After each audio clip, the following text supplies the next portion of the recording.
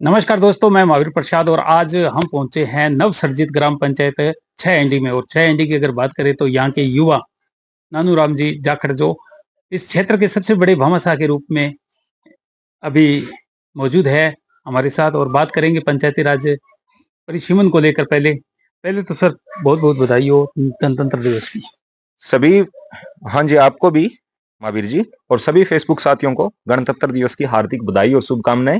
हाँ जी।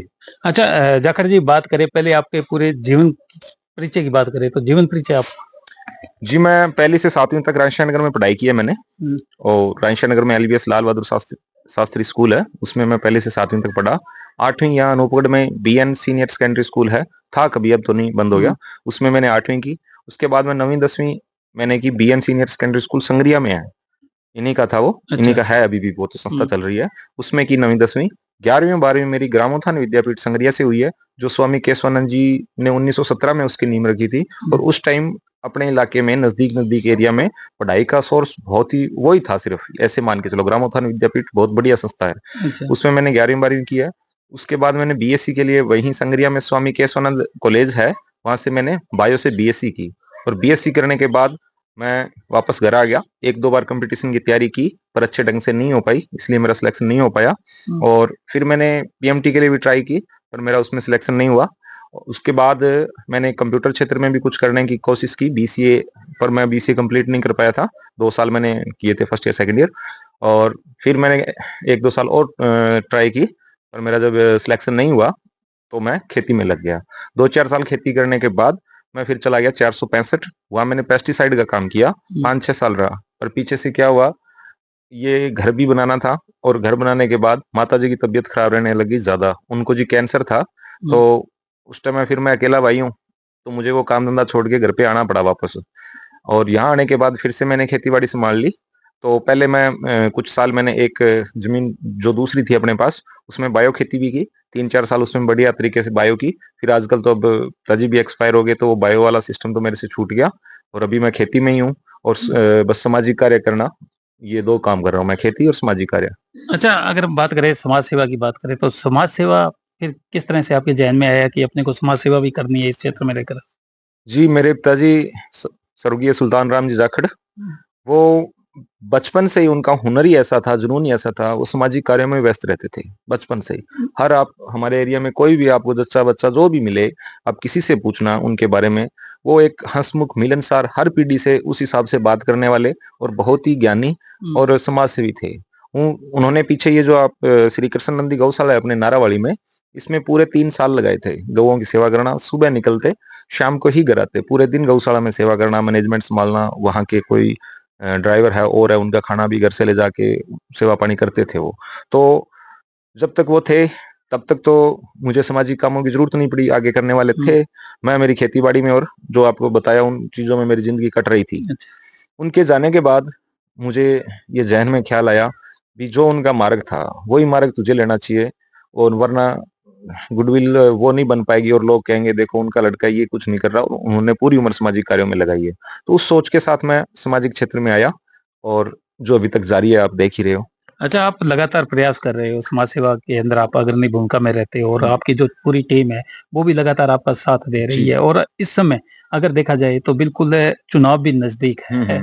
और ऐसे में ग्राम पंचायत में जब आप गाँवों के अंदर जाते हो तो ग्राम पंचायतों में जो राजसभ गाँव है, उनमें ऐसा आप क्या देखते हो कि आज भी वो विकास से कोसों दूर है? जी, जायज़ सही बात है आपकी। अभी जो 6 एनडी नई ग्राम पंचायत बनी है, उसमें मैं डोर टू डोर हर घर में, हर व्यक्ति से, हर बंदे से मिला हूँ। बच्चा हो, चाहे बुजुर्ग हो, सभी से मिल के आया हूँ, पूरी युवा टीम के साथ। और युवा टीम ने मेरी बहुत हेल्प की। नव वर्ष पे मिठाई बाँटने के उस उद्देश्य से हम निकले थे, और उससे हम हर घर से रूबरू भी हो गए, हर व्यक्ति से रूबरू हुए। वहाँ मैंने एक काफ़ी चीज़ें देखी। एक तो देखो जी, वहाँ शिक्षा की बहुत ज़्यादा कमी है अभी, नॉलेज नहीं है। नॉलेज ना होने के कारण वो जो सरकारी योजनाएं हैं उनका भी पूरा लाभ नहीं उठा पा रहे हैं। और ना ही उनके बच्चे, अब भी ये कंडीशन है 6 एनडी ग्राम पंचायत में 70% बच्चे, आज आपने देखा होगा यहाँ 3-4 स्कूलों के बच्चे थे, तो ये कितने के बच्चे थे? सही है। ठीक है, कम से कम 70% बच्चे घरों में बैठे हैं, स्कूल के साथ उनका अब भी जुड़ाव नहीं है। 10-10 12-12 साल के, और लड़की शिक्षा तो है ही बहुत कम, लड़कियों को तो पढ़ाने के लिए वो भेज ही नहीं रहे हैं।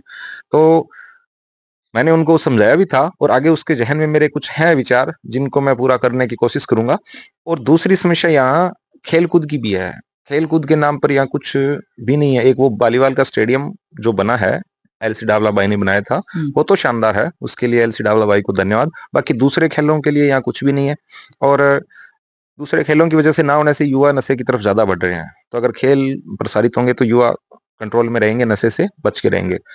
तो और तीसरी चीज़ अब विकास की बात करें तो सड़कें भी बिल्कुल नहीं है जी। कोई 1-2 रोड जो आपने देखी होगी, एक रोड वो उस मंदिर की तरफ जा रही है, वो बनी है। बाकी पूरी 6 एनडी में 6 एनडी, 3 एलएम, 4 एनडी में कोई ढंग की बढ़िया रोड नहीं है। और एक समस्या यहाँ और भी है, भी अपनी ये जो ग्राम पंचायत के काफ़ी घर ऐसे हैं, 300-400 घर होंगे लगभग, जो वन विभाग की भूमि में बैठे हैं।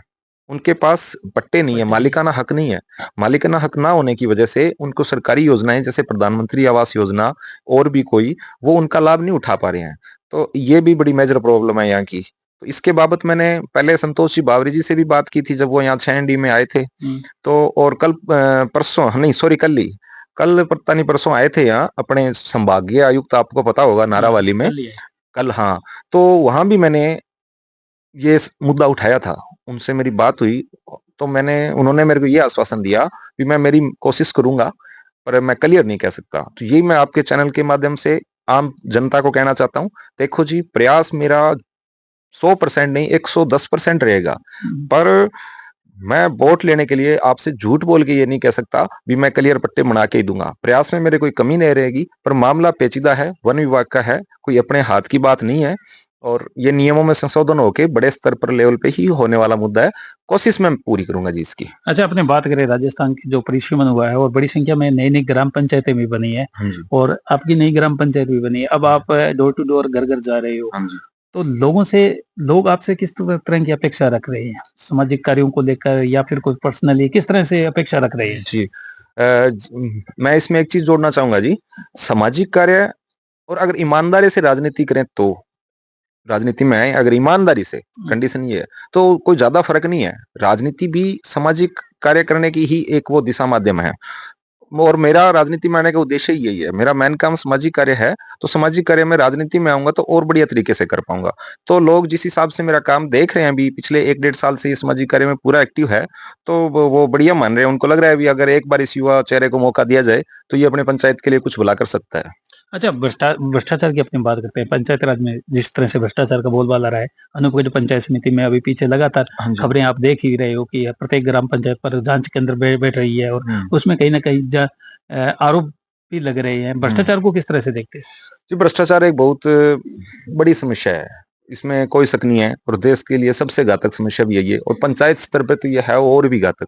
भी उतना की तो थोड़ा बहुत कोई मुश्किल से बजट लाया जाता है। उसमें ही अगर रिश्वतखोरी, भ्रष्टाचार ये चलने लगे, तो वो पंचायत के विकास में तो लग नहीं पाता। मैं आपकी बात से सहमत हूँ, पर मैं पुरज़ोर कोशिश करूँगा। देखो जी, मेरी तरफ से तो 1% भी होगा नहीं। अब पूरी कोशिश करूँगा सिस्टम को बदलने की और उसमें देखो मैं कितना कामयाब हो पाता हूँ, ये तो उस परमपिता परमात्मा को पता है, पर मैं कोशिश पूरी करूँगा जी। भी भ्रष्टाचार कम से कम हो, है ज़्यादा, ये तो मैं भी मानता हूँ, बहुत भ्रष्टाचार हो रहा है। अच्छा, आज भी अपने देखते हैं गाँवों के अंदर जब हम विज़िट करते हैं, तो गाँवों के अंदर आज भी जो योजनाएँ हैं, सरकारी योजनाएँ हैं, चाहे राज्य की है, चाहे केंद्र सरकार की योजनाएँ हैं, वो आज भी वंचित है। किसी को कैटल शेड नहीं मिल रहा है, किसी को प्रधानमंत्री आवास योजना का लाभ नहीं मिल रहा है। तो किस तरह से देखते हो, ऐसी कोई समस्या आपके सामने गाँव वालों ने रखी है क्या? जी, अभी तो वैसे तो नहीं रखी किसी ने प्रॉपर, पर उस समस्या का मतलब कारण ही ये है, मैं आपको अभी जो पहले बता रहा था, कि लोगों के पास शिक्षा नहीं है। जब तक शिक्षा नहीं होगी, उसको खुद को सरकारी योजनाओं का पहली बात तो पता ही नहीं होगा।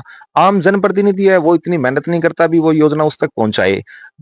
अपना भला तो जी अपने खुद के करने से ही होगा। अगर मैं पढ़ा लिखा हूँ, तो मुझे पता है अभी मेरे पास ये योजना आई है, इसका मैं बेनिफिट उठा सकता हूँ। वो खुद के डॉक्यूमेंट खुद ही तैयार करेगा और पंचायत घर में जाके या कहीं तहसील में जाके जहाँ भी उसका आयोग का जो है ऑफिस, वहां जाके वो जमा करवा सकता है, ठीक है। पर अब शिक्षा, वो बात वही आ गई, शिक्षा नहीं है, लोगों को पता ही नहीं है योजनाओं का, उसका पूरा लाभ नहीं उठा पा रहे। और शिक्षा ना होने की वजह से ही, जैसे आप कह रहे थे अभी भ्रष्टाचार, ये भी उसी वजह से बढ़ता है। अब मेरे को नॉलेज नहीं होगा तो मैं 500 700 1000 दे के करवाने की कोशिश करूंगा, और नॉलेज होगा तो मैं क्यों दूंगा। सही है। ये कारण है जी, इसका शिक्षा ही मेन है।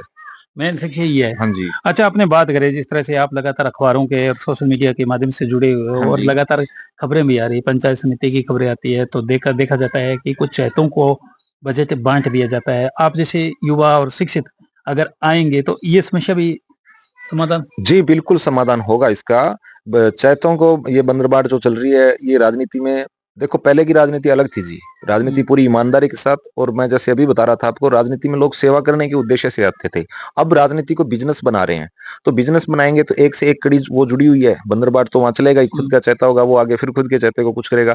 पर मेरा ऐसा कोई सिस्टम नहीं रहेगा जी। जितना मेरे से हो पाएगा पंचायत पंचायत के लिए बजट लगाऊँगा, और चाहे जेब से ही लगे, मैं लगाऊँगा। ₹1 घर पे नहीं लाऊँगा, और ना ही इस सिस्टम का कि मैं शामिल होऊँगा भी चैतों को मिले कुछ। अच्छा, नई ग्राम पंचायत है और नई ग्राम पंचायत के अंदर अगर सौंदर्यकरण की बात करें तो कौन-कौन से आपके ज़हन में रहेगा कि ये सौंदर्यकरण किया जाए?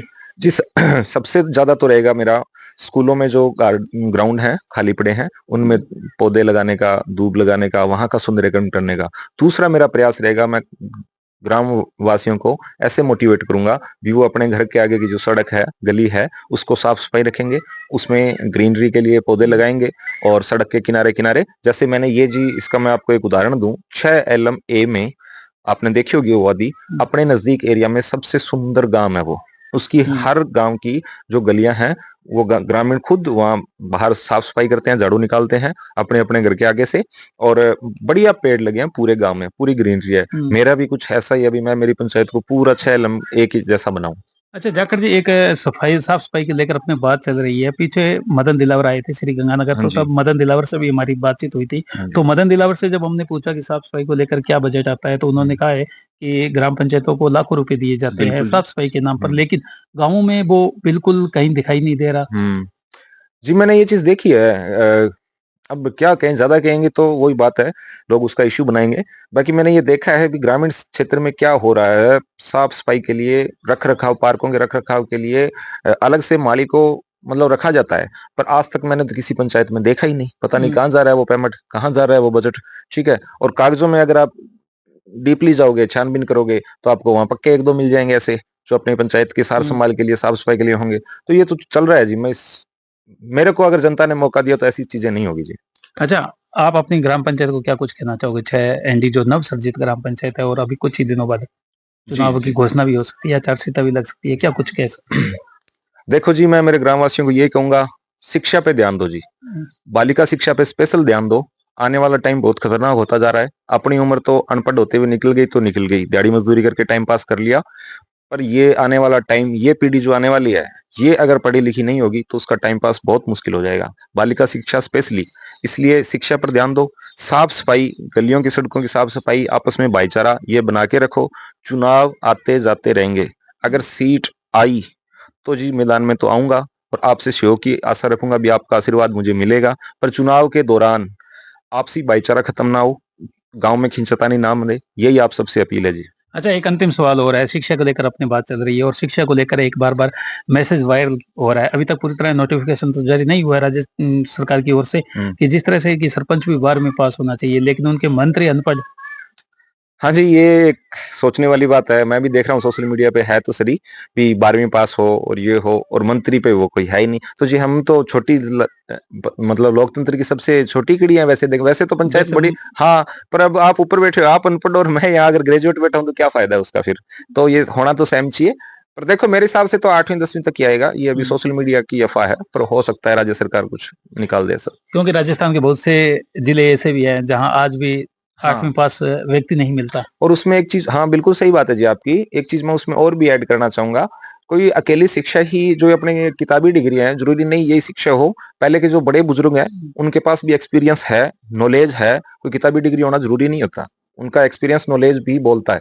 ठीक है। तो ये थे यहाँ से 6 एनडी से भावी सरपंच कह सकते हैं कि अगर इनकी सीट आती है तो ये आपको चुनाव मैदान में ज़रूर दिखाई देंगे, नानूराम जी जाखड़, और इनका सिर्फ़ एक ही फ़ोकस रहेगा कि पूरे ग्राम पंचायत को सौंदर्यकरण का पर विचार रहेगा और बच्चों को शिक्षा के लिए प्रेरित भी करना है, और जो राज्य सरकार के हमारे चैनल को भी सब्सक्राइब करें, लाइक करें और शेयर करें।